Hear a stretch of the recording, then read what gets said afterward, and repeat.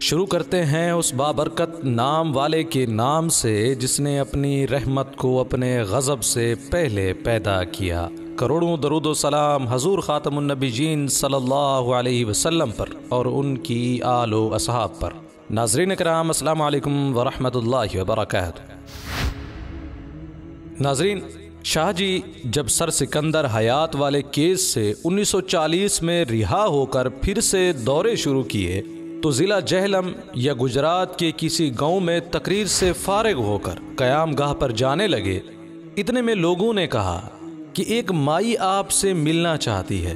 वो एक ज़ईफ़ औरत थी।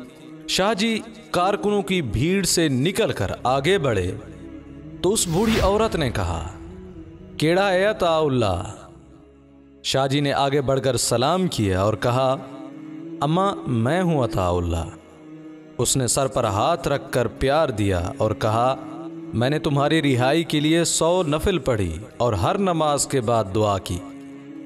शाह जी ने पूछा, अम्मा आपने मुझे कभी देखा था या मेरी तकरीर सुनी थी? अम्मा बोली, न तेनू वेख्या ते न कदी तेरी तकरीर सुनी। मैं कहिया हक सच आखण वाला बंदा है, फाए ना ही लगे ते चंगा है। शाह जी फरमाते, अल्लाह ताला ने मुसीबतों से मेरी निजात और हिफाजत के लिए ऐसी कितनी हस्तियों को मेरे हक में दुआ की तौफीक अता कर रखी है और मैं उन्हीं की दुआओं के नतीजे में मुश्किलात और मसाइब की घाटियों को उबूर करता रहा हूँ। शाह जी एक और बड़ा अजीब किस्सा बयान फरमाते हैं। हज़रत मौलाना अहमद ख़ान रहमतुल्लाह अलैह के एक साहबजादे जवानी में ही फौत हो गए। मैं जब मिलने गया तो हज़रत मौलाना अहमद ख़ान रहमतुल्लाह अलैह के पीछे नमाज पढ़ते हुए सिर्फ इतना ख्याल आया कि जवान बेवा बेचारी कैसे ज़िंदगी गुजारेगी। जब नमाज ख़त्म हो गई तो हज़रत रहमतुल्लाह अलैह ने किसी खादिम से फरमाया, कुतुब खाने में जाओ और फ़लाँ किताब निकाल लाओ। खादिम गया और मतलूबा किताब हाजिर कर दी। हज़रत ने किसी से फरमाया कि फ़लाँ सफ़ा से पढ़ो। किस्सा ये था कि किसी जिहाद में एक मुजाहिद शहीद हो गया। बेवा जवान थी, बच्चे भी थे, मेहनत मुशक्क़त करके गुजारा करती थी। फिर उसके मुताल्लिक ये मशहूर हुआ कि वो खाती पीती कुछ नहीं। होते होते ये बात खलीफा वक्त तक पहुंची तो उसे दरबार शाही में तलब किया गया और सवाल किया गया कि क्या वाकई तुम ग़िज़ा नहीं खाती? उसने कहा, खावंद की शहादत के बाद अक्सर रोती थी। एक रात ख्वाब देखा कि बहुत खूबसूरत बाग है, उसके अंदर से लोगों के बोलने की आवाज़ें आ रही थीं। मेरे खावंद की आवाज़ भी थी।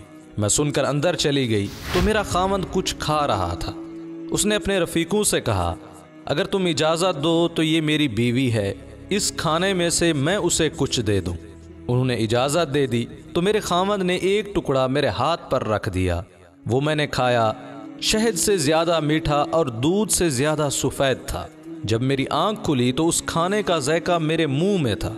उसके बाद से ना मुझे भूख है ना प्यास है। पेट कमर के साथ लग चुका है और सहारे के लिए कमर पर कपड़ा बांधे रखती हूँ।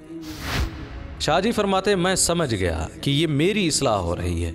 मेरे दिल में जो इनके घर के मुताल्लिक़ ख्याल आया उसका किस्सा ख़त्म हुआ। मैंने कहा, हज़रत एक और मसला भी हल हो गया। हयात मसीह का कई लोगों को बहुत फिक्र है कि वो आसमानों पर खाते क्या हैं। मौलाना अहमदुद्दीन हयात मसीह की बात सुनकर बेइख्तियार कह उठे, शाह तेरा फैज़ है।